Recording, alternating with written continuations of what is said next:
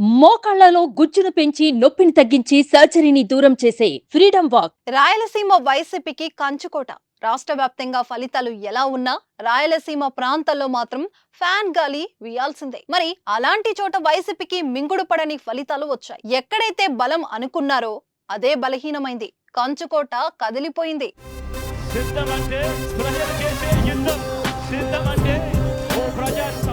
దివంగత వైఎస్ఆర్ రాజశేఖర రెడ్డి కాంగ్రెస్ లో ఉన్న నాటి నుంచి రాయలసీమలో మెజారిటీ ప్రజలు వైఎస్ ఫ్యామిలీ వెంటే ఉన్నారు.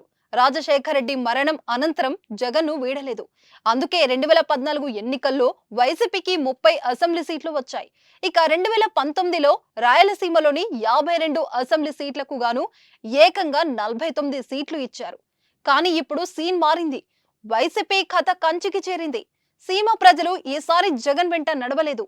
ఉమ్మడి కడప, కర్నూలు, అనంతపురం, చిత్తూరు జిల్లా ఎక్కడ కూడా ఫ్యాన్ గాలి వీయలేదు. ఉమ్మడి కర్నూలులోని ఆలూర్, మంత్రాలయంలో మాత్రమే వైసీపీ విజయం సాధించింది. చిత్తూరులో తంబళ్లపల్లి, పుంగనూరు మాత్రమే చిక్కాయి.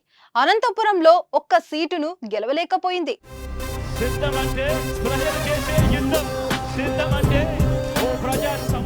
వైఎస్ ఫ్యామిలీకి తిరుగులేదు అనుకున్న కడపలో ఫలితాలు కూడా జగన్ కు ఆశ్చర్యాన్ని కలిగిస్తున్నాయి. ఉమ్మడి కడప జిల్లాలో 10 సీట్లకు గాను కేవలం 3 అంటే 3 స్థానాలకు పరిమితమైంది. 7 సీట్లను కూటమి గెలిచి రికార్డు సృష్టించింది. 2014లో కడప జిల్లాలో 10 సీట్లకు గాను 9 సీట్లను గెలిచిన జగన్ 2019లో 10కి 10 సీట్లను గెలిచారు. అలాంటి చోట ఇప్పుడు కూటమి ఆధిక్యం ప్రదర్శించడం వైసీపీకి కోలుకోలేని దెబ్బ. ఇక రాయలసీమ కాకుండా మిగిలిన ప్రాంతాల్లో వైసీపీ పరిస్థితి దారుణంగా ఉంది. మొత్తం 13 ఉమ్మడి జిల్లాలకు గాను 8 జిల్లాలలో ఒక్క సీటును కూడా గెలవలేకపోయింది. 8 జిల్లాలో కూటమి క్లీన్ స్వీప్ చేసింది.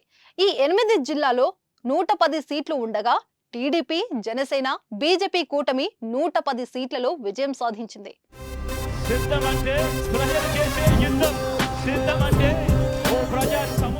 సుమన్ టీవీలో మీ పర్సనల్ అండ్ బిజినెస్ ప్రమోషన్స్ కోసం కింది నెంబర్కి కాంటాక్ట్ చేయండి.